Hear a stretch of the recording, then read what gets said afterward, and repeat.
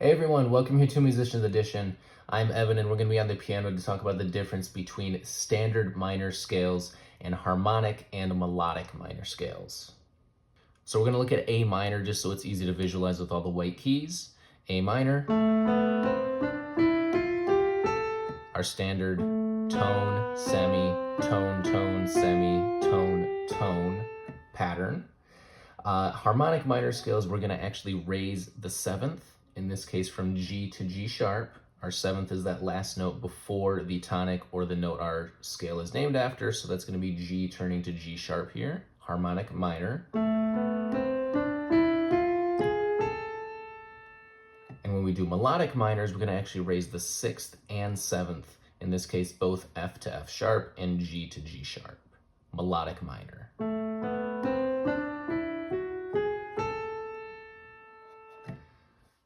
So the reason we use these, harmonic minors raise the seventh, and this is best used when resolving to the tonic with chords, the harmonies that we play. So that's in the name here and how we're going to use it. A chord we love in music is the 5 chord. And in A minor, the 5 chord is E, because that's our fifth note from A. 1, 2, 3, 4, 5. Our 5 chord is E, right there, and that's an E minor. So in every minor scale, you get a minor 5th chord, and this 5th chord is very strong, and sometimes you want a good, strong, and positive dominant chord. So to do that, we would want to raise this minor to a major. And we do that actually because look at this middle note that changes it. That's our 7th note of G to G sharp. So by raising the 7th, we get a major 5th chord that we can resolve back to the tonic. So the advantage of a harmonic minor being we change this E minor to an E major so that we can get a different kind of a resolution or feel to our piece when we want to. So the difference being, again, that resolution, we can go from here in a standard minor, E minor to the tonic, A minor resolution. With the harmonic minor, we turn that minor into a major here with E, changing how that resolution sounds. So again, standard minor scale versus harmonic minor.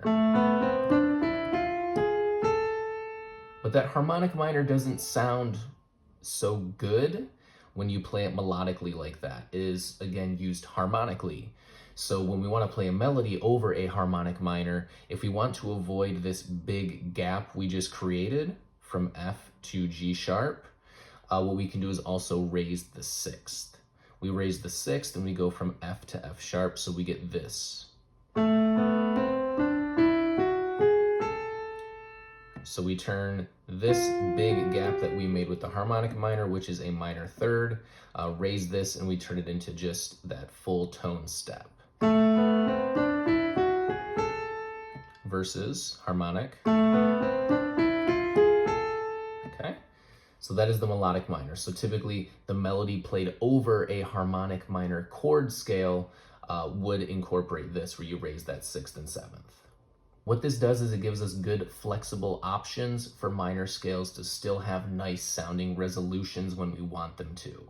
We're borrowing some traits from major scales, and a major scale has that semitone resolution from 7 to 1 and has tone between 6 and 7 before you get there too. So we're incorporating both of those elements of nice sounding major resolutions into a minor scale. And we're breaking the rules of a standard minor scale, which is not something you should be afraid of.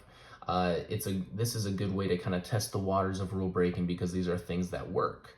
We get 2 extra notes in our arsenal for our minor scales that we can change up when we want to. We're not restricted with just these notes here. We can turn that F into an F sharp. We can turn that G into a G sharp to create different feels to these minor scales. So look out for these changes in the standard minor scale in songs you are playing or hearing, and use it yourself in composing.